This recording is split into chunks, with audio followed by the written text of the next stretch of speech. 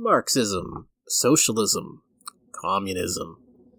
These three words generally tend to come tied to a well-known economic system that promises to solve the world's class and economic inequality woes by the magic of their brilliant restructurings of society around common ownership of private property and seizing the means of production because profit is theft, somehow. Yeah. Now, those of us who have a better grasp on economics generally understand that an economic structure built around the loose implication that being profitable is somehow exploitive is generally only good at killing incentive. After all, why start a business or invest when what you make from it can be stolen from you by an extreme authoritarian government at any time based purely on the nonsense accusation that this supposed inequality you created means you somehow cheated? Why would you do that? Why care? But this doesn't stop most people from still supporting these systems based on Marxist ideologies, and unfortunately the number of people unable to spot just what is wrong with this nonsense has been growing in recent years. So in this video, we're going to go over 5 of the more commonly seen Marxist arguments and how you can refute them. Number 1. Real socialism or communism has never been tried. Picture, if you will, a hypothetical country. And in this country, there exists a political party called the Little Timmy Party. Little Timmies believe that all of their country's economic woes can be solved if they adapt the core Little Timmy ideology, Communism, that 1 + 1 = 3. Therefore, they can simply add 2 gold coins together and, magically, 3 gold coins. The country's economic problems are now no more. And so, the Little Timmies manage to gain power. They seize all the gold in the country, and of course, their idea doesn't work, because 1 + 1 = 2. The massive waste of time and resources devoted to Timmyism leads to various issues that ultimately bankrupts the country, because 1 + 1 doesn't equal 3. Rather than acknowledge the flaw in their ideology, members of the Little Timmy Party conclude that because 2 gold coins did not magically produce a 3rd gold coin, Timmyism must not have been done correctly. Where's our 3rd coin? It must somehow not have been true Timmyism. The Little Timmies then take their broken system to another country in an attempt to try again, because real Timmyism has never been tried. Now, obviously everyone who is watching this and has an intellectual capacity higher than a tomato plant can clearly see the flaw in Little Timmy's thinking. 1 + 1 does not equal 3. And so just because they didn't get the result they wanted doesn't change the fact that their process towards turning 2 gold into 3 gold is obviously very deeply flawed. Specifically, it is an outcome bias, where false conclusions about the process are made based on the outcome. The Little Timmies are assuming that because they didn't get the outcome they wanted, then clearly their proposed process must not have been executed correctly, when in reality the problem is that their process was flawed to begin with. Marxists claiming that true socialism has never been tried commit this exact same error in reasoning. Equity does not happen naturally. Therefore, the only way for them to actually accomplish common ownership of the means of production is to justify extreme government authoritarian overreach and control in order to, well, basically just flat out steal it. Basically, equality plus seize the means of production equals communist utopia. That's pretty much what they take it as. This, of course, does not actually result in utopia, it just leads to a totalitarian state, which leads to extreme corruption, extreme human rights abuses, the killing of economic incentive, and ultimately a failed state. They have never successfully achieved communist utopia because there is simply no way to do so because it doesn't make sense. You can't actually seize the means of production without authoritarianism and government overreach. There is simply no logically feasible way to do it, as evidenced by the fact that Marxists have never proposed any verifiable model to do so. Totalitarianism does thus been the result of socialist experiments every single time. Marxists therefore commit the fallacy of outcome bias because they are assuming since the process of socialism and communism did not result in magical prancing unicorn equality shining rainbows utopia land, then somehow it wasn't the real deal. This creates an unfalsifiable standard for themselves, where as long as they don't get the desired outcome, they can continue to dishonestly claim that it was not true socialism, regardless of the mountains of historical evidence that proves them wrong. In short, the argument that true communism hasn't been tried is flawed because Marxism paints a goal that is unattainable, pie-in-the-sky nonsense. What they want is the ultimate example of having your cake and eating it too. They want a society that is stateless and classless and equal despite the fact that such a thing goes against human nature, without any authoritarian system to impede said human nature. This, of course, is unrealistic, and so whenever the idea is put into practice, they will always have to drop one or the other, either by accepting human nature for what it is and adopting a free market, a system that is proven to actually work, or in the unfortunate case of many socialist experiments, adopting an extreme, totalitarian government and all the human rights abuses that come with it.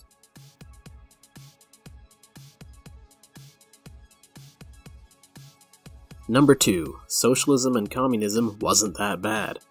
When it comes to Marxist ideologies, there are generally two schools of thought here for defending it. The first one is what we just covered and what we just dealt with, which is the claim that it has never been tried. While the second is a more direct approach, blatant history denial. Ah, yes. To put it simply, instead of denying that their system has been tried, they instead claim that it has been tried, and it was a great success, and all the millions of people who died didn't actually die, or it wasn't actually the fault of Marxism, or there were no famines, or blah blah blah blah. And this is generally done by extreme cherry-picking and can take on the form of so many different false claims that this video would be hours long just to cover all the different possible combinations of nonsense you might face here. Fortunately, you don't have to refute all of them to see the problem. To understand why, let's have a look at one of the more common studies that Marxists love to quote: the economic development, political economic system, and the physical quality of life.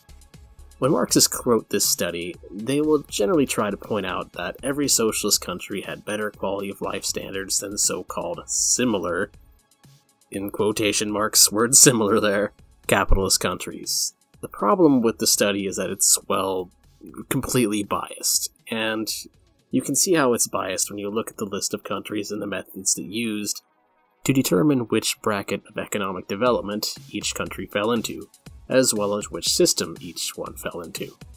Because it makes perfect sense, right, to define African military dictatorships as stalwart examples of free markets to compare them to socialist countries, right?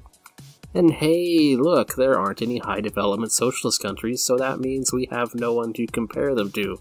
So that means it's totally honest to just compare them to these random third world countries instead of actual first world free market societies. And hey, look, Marxism wins when we compare them to countries that they shouldn't actually be being compared to. Oh boy. I'm not making this up, that's legitimately the argument they are making here. So let's fix things for them by ignoring the false comparison fallacy that they have just committed, and instead do the honest thing, which of course would be to compare the top examples of free market countries to the top examples of socialist countries, because that's really what matters in the end. This of course results in the socialist countries losing. Oh no! Whoever would have guessed? Meaning that their argument here can therefore be debunked by their own data.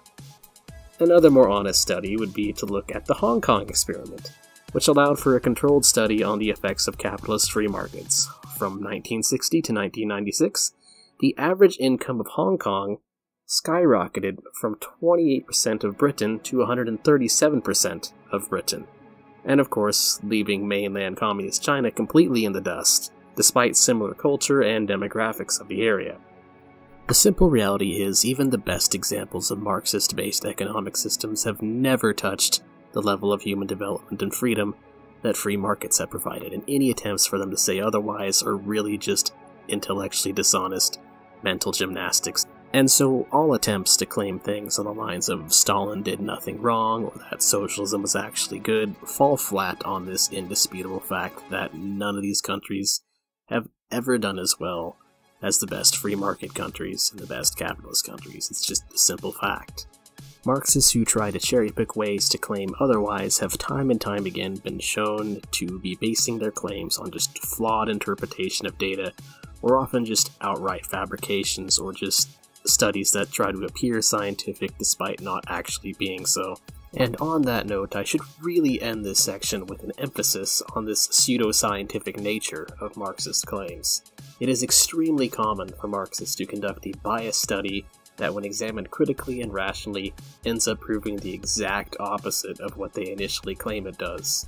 If you remember anything from this video, it's that you should never take anything these people tell you at face value, because the data they cite is often based on severely flawed reasoning.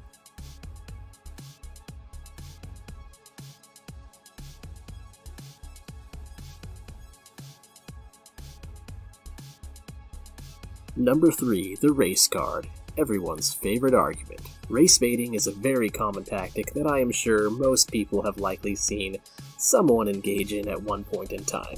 It's fairly straightforward coming from Marxists and always presents itself in various forms such as, capitalism is racist because it breeds inequality which is more likely to affect people of color, or socialism helps to ensure racial equity is therefore the right thing to do, or sometimes just flat out, you're a racist if you support the economic status quo. It all pretty much boils down to the same thing. You're a racist if you disagree with me because I stand for equality. Now, the mistake most people commit when dealing with race baiting is they try to actually engage the race question.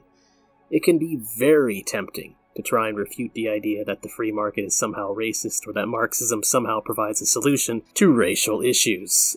But the reality is you shouldn't do this, not because you can't. Marxist ideology absolutely does not solve racial issues at all, but that's a topic for another day. No, the reason you do not engage the race baiting is simply because you don't have to, because it's a red herring, which is a deceptive tactic to avoid a subject that is unfavorable to your position, such as Marxists having to deal with basic math, by simply changing the subject to one that is more favorable to them, or one that is just completely off the line like this one is. An easy way to defeat this, rather than engage them in a futile which economic system results in the least racism debate, which is a debate that will result in Kafka traps almost 100% of the time when dealing with Marxists, it's just to simply call them out on their red herring by asking them the following hypothetical scenario. If we all woke up tomorrow in a raceless society with all associated issues of racial discrimination and hatred completely resolved as a non-factor going forward, what evidence do you have for socialism as the best economic system in this hypothetical society? Obviously, if a system would work to mend class structure and equality between racial groups, then it should have an easier time to mend equality within that group, right? As this hypothetical scenario gives them one less thing to worry about by automatically resolving racial issues for them, leaving only class issues for Marxism to deal with for the most part, and that's actually easier for them, so they should have nothing against this. The thing about economic models is that they are largely based on math and reason. The question of whether or not an economic model is sustainable does not really logically require race to be a part of this question. And so, any attempts to do so can therefore be called out as dishonest. Race doesn't necessarily need to be a factor in this at all. It's completely irrelevant to the discussion. This is further proven by the previous point on Hong Kong and Communist China. The Chinese Communist Revolution, along with the resulting CCP, mainly only had issues of class division without hardly any racial divide at all. And yet, it still resulted in a communist dictatorship. No surprise there, as Chairman Mao murdered millions of innocents again with hardly any racial divide being involved at all. Race is therefore just not a relevant subject on the matter of free markets and socialist markets. This counter-argument, by pointing out hypothetical scenario, can work in other topics, not just Marxist ones, by the way. Race baiting has unfortunately become an extremely popular tactic amongst pseudo-intellectual midwits in the last few decades, and asking them to defend their position in a hypothetical scenario that removes race from the question is often a very simple and effective way to just call the race baiter out on their bullshit. Because if they refuse to work within such a scenario, they are pretty much admitting that they aren't actually able to defend their position without dishonestly exploiting racial relations, and are therefore arguing in bad faith, where their ultimate goal is to try and come out on top by painting their opposition as neo-Nazi boogeyman racists, rather than actually defending their position on any kind of verifiable or intellectual merit. It's basically a thinly veiled argumentum ad Hitlerum, a deceptive tactic to falsely accuse people they disagree with of being racists without evidence. Do not engage the red herring, just call it out for the deceptive crap tactic that it is. In short, race baiting can be countered by first providing a hypothetical framework where racial issues are already resolved, and then calling them out for arguing in bad faith if they try to double down, as their refusal to work within such a framework proves they don't actually have a real argument.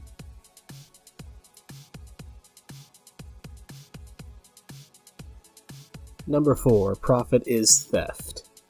For these last two sections, we are going to get into the more technical details of economics that Marxists tend to get horribly wrong, and where we start to truly understand why their desired outcome of communist utopia can never be achieved, or at least not with the ideas that they propose. The claim profit is theft that they make goes something like this.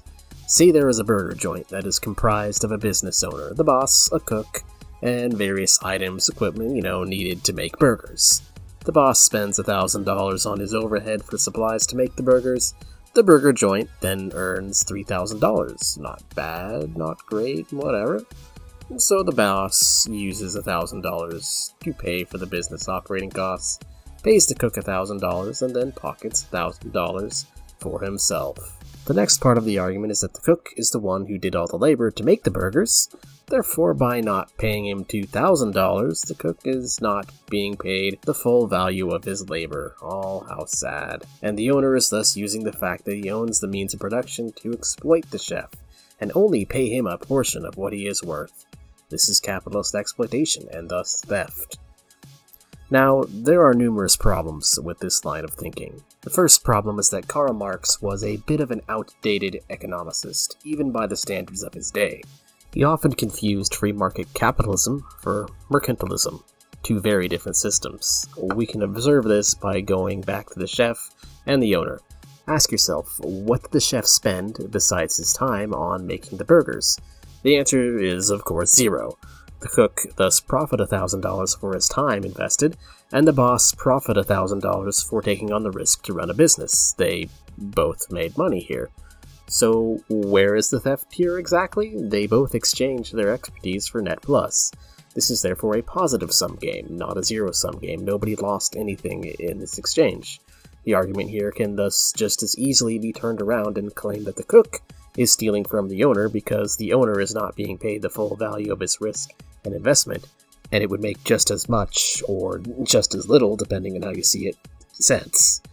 Another issue here is that the cook is being paid the value of his labor. Think about it. If he was not being paid the value of a cook flipping burgers, then a competitor to the burger joint could just offer him a job at his burger joint for more money, because the competitor would feel that he could still confidently earn a good profit if the cook's value truly was higher than what he was already earning. Marxists are also failing to acknowledge the value that the business owner is providing here. This is partly due to the Marxist labor theory of value, which, in an extreme nutshell, proposes that value must be intrinsically tied to labor for some magical reason. Thus is spawned the ludicrous idea that all capitalists are these evil, conniving twats that just laze around all day, doing nothing while exploiting workers for their labor value.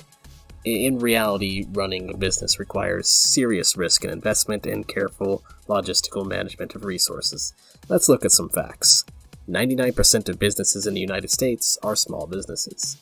82% of small business owners work more than 40 hours a week.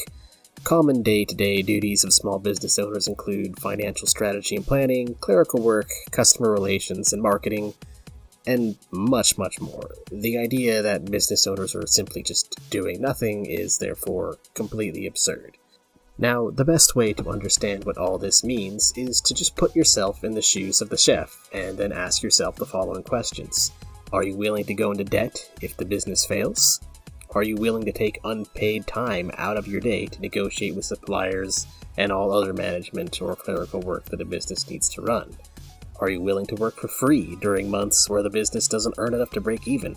For instance, say the burger joint only makes $1,500 for a week instead of $3,000, at which point the business owner is actually losing $500 after he pays you your promised $1,000. Are you willing to drop your own wages to help compensate for the bad times? Your answer is probably no. Hell no, of course not. But all of these things represent the value that the owner provides to the chef. The owner provides the risk, the clerical work, stability, and all that comes with it. This image of the burger joint owner as some lazy, exploitive force is simply untrue. Value is a subjective concept that can take on many forms, not just being limited to labor alone. The labor theory of value is thus flawed because it fails to take this fluid nature of value into account. So no, profit is not theft. The business owner and the chef simply freely exchanged what they had available to them by their own free will, so that they could both benefit from it. The biggest irony here is that the free market already gives workers a way to be in full control of the value of their own labor. It's called starting your own business. For instance, the chef could start his own food cart business, and thus be both the owner and the cook at the same time, which then further begs the question, who is stealing from who here? Ghosts, I guess.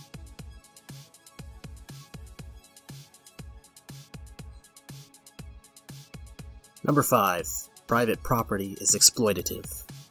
One common theme of Marxist thinking is that private property needs to be shared communally. In this sense, Marxists make a distinction between personal property, such as your toothbrush, your home, your bicycle, your food, and private property that is capable of acting as the means of production for said food or home or transportation, such as farms, factories, or tools. The Marxist-Leninist take on this is that by allowing people to privately own the means of production, this allows the owner to exploit workers, turning them into effective wage slaves. How dare the capitalist pigs hoard all of this for themselves? It clearly needs to therefore be taken away from them by force. As with many Marxist claims, there is a basic, tiny glimmer of truth in this. Labor exploitation is a real thing and does occur. However, the thing is, it generally doesn't happen in actual free markets, but rather it usually happens in banana republics or corrupt dictatorships. And the reason it happens is due to a lack of competition, really. Putting it all in control of an authoritarian government is thus obviously not going to fix the problem at all, as it has been proven many times that state-run programs not only fail to resolve issues caused by a lack of competition, but generally they make things worse in this regard. And since socialism and communism are executed in a way that gives us an authoritarian government, it becomes a case of giving more power to the state in an attempt to fix an issue caused by the state having too much power. Yeah, not gonna work. But when it comes to the proposed solution of seizing the means of production, to this issue there exists a much bigger problem that when you run into with any society based around a monetary system, in other words, pretty much all of them in the modern day, anything that can generate monetary wealth can thus be exchanged for necessities and can thus be considered a means of production.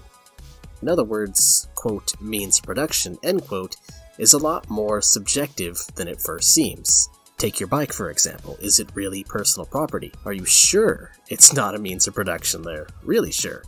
Well, let's say you decide to start a business with your bike by contacting local stores and offering them contracts where you would deliver people's grocery goods locally around with your bike in exchange for a percentage of the sales of said goods. Now let's say that you are very successful in this endeavor, and the stores really like your services and thus start offering you significantly more delivery opportunities than you can actually take. You can't turn down the work, in this case, because that would hurt your reputation for reliability with the grocery stores. So what do? Well, let's say you use some of the money you earn to buy some more bikes and hire a fleet of workers, who then split the profits of their deliveries with you in exchange for you providing them with a steady income. Uh-oh, did I just say profits there? Ah, those bikes are now a means of production. Stop right there, evildoer. How dare you steal from the collective? Seize them. Now, think about this for a moment. What changed here? Was it because you changed from being a lone wolf to having an actual fleet? No, that wouldn't have happened unless you were successful to begin with. And thus the big problem with collective ownership of the means of production rears its ugly head. The only thing separating your personal property from the means of production in a monetary society is whether or not you manage to create success with it. And this begs the question for all other things Marxist-Leninists tend to consider the means of production. Where did the tools come from in the first place? Well, someone made them.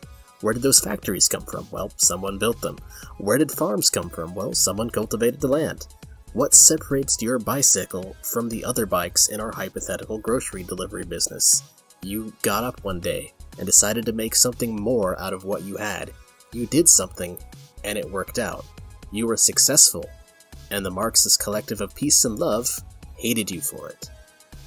And thus we come to our conclusion. Marxism can never be successful in reaching its utopian goals because Marxist systems of economics are ultimately anti-success. This creates a very big problem for communists and socialists because they so badly want their system of peace and love, or so-called equality, to work. In their minds it must work, it has to work. So what are they to do? Well, it all goes back to the first section of this video, and the Little Timmies, remember them? Notice how I didn't explain just how the Little Timmies gained power back then.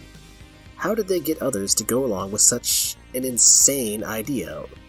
Why violent force, of course. What else? Except that 1 + 1 = 3, or pay the ultimate price. After all, we're just trying to create a society of free, infinite gold, and anyone against us must therefore be evil, and therefore must be dealt with. The ends justify the means. This is exactly what Marxists are forced to do. Their ideas, on a fundamental core level, do not actually work. The labor theory of value is nonsense, and their model behind seizing the means of production is based on completely subjective concepts that can change purely based on how viable they are as either success or investment opportunity. So, for communist and socialist societies to come into existence, this really only leaves them one choice: violence, and threatening people who disagree. Take everything by force, demonize all who disagree with you, falsely accuse dissidents of being fascists, destroy all that stands in your way, and justify it all by the delusional belief that utopia awaits you in the end.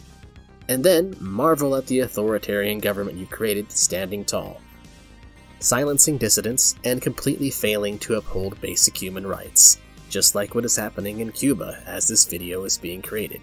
The latest failed experiment and soon to be declared latest example of not true communism. This is the unfortunate truth behind socialism and communism. It is one of the biggest examples of how just because people have good intentions doesn't automatically make their ideas for realizing those intentions reasonable. If anything, Marxism shows how it's the people who place emphasis on the utopian ideals of their beliefs while ignoring the facts that you need to be the most skeptical of. Thank you for watching.